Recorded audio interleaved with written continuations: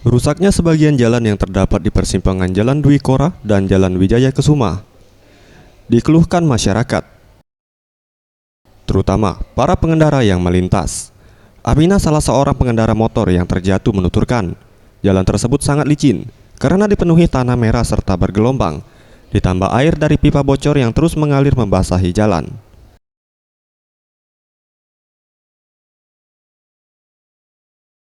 Air saya itu tuh kan buat ini, nah licinian, lari bannya. Itu air apa tuh? Tahu om itu air apa? Bekas galian ya? Nggak tahu air bekas galian apa-apa.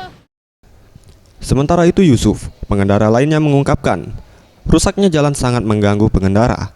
Ia berharap pihak terkait dapat segera memperbaiki jalan tersebut agar pengendara yang melintas jalan tersebut dapat lebih tenang.